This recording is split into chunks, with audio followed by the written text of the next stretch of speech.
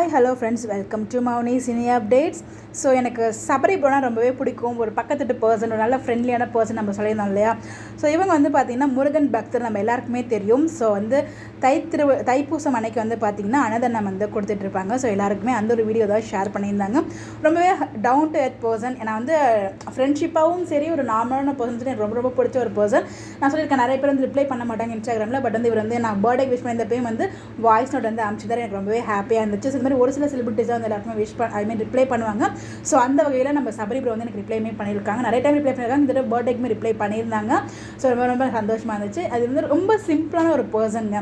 So இதெல்லாம் பார்க்கும்போது உங்களுக்கே ஃபீல் ஆகும். ஸோ இந்த வீடியோ வந்து பார்த்தீங்கன்னா பொன்னி ஸ்டில்ல பொன்னி வந்து வீட்டை விட்டு வெளியே ஏறிட்டாங்க. ஸோ அன்பு, கண்மணி அண்ட் சக்தி மூலயமா வந்து பார்த்தீங்கன்னா இந்த பிரச்சனைக்கும் அதுக்கும் இவங்க சம்மந்தம் இல்லை, பொன்னி சம்மந்தம் இல்லைங்கிறத நிரூபிச்சுட்டு வீட்டை விட்டு வெளியே வந்துட்டாங்க. பட் வெளியே எங்கே வந்துருக்காங்கன்னா கண்மணி அண்ட் அன்பு, அதாவது மகாசங்கமம் போயிட்டு இல்லையா, கண்மணி அன்போடுக்கும் நம்ம பொன்னிக்கும். ஸோ அதனால் அன்பு வீட்டில் வந்து இருக்காங்க. அங்கே வந்து பார்த்திங்கன்னா அன்புக்கும் கண்மணிக்கும் தாலி பிரிச்சு கொடுக்குற ஃபங்க்ஷன்லாம் வந்து ஏற்பாடு பண்ணியிருக்காங்க. அந்த ட்ராக் வந்து போயிட்டுருக்கு. இங்கே வந்து நான் இனிமேல் இந்த வீட்டில் இருக்க மாட்டேன்னு சொல்லி பொன்னி கிளம்பி போயிடுறாங்க. நம்ம சக்தியுமே வந்து பார்த்திங்கன்னா பொன்னியை தேடி அவங்களுக்கு தெரிஞ்சிருச்சாங்க தான் போயிருக்காங்க அப்படின்னு சொல்லிட்டு அவங்க தேடி போகிறாங்க. இதில் முக்கியமான விஷயம் என்னென்னு பார்த்தீங்கன்னா, கிட்டத்தட்ட 25 வருஷத்துக்கு மேலே ஆயிடுச்சு. நம்ம பொன்னி வந்து பார்த்திங்கன்னா முதல்ல அவங்க அம்மா வந்து நேரில் பார்த்துருக்காங்க. என்னென்னு உங்களுக்கு புரியலையா?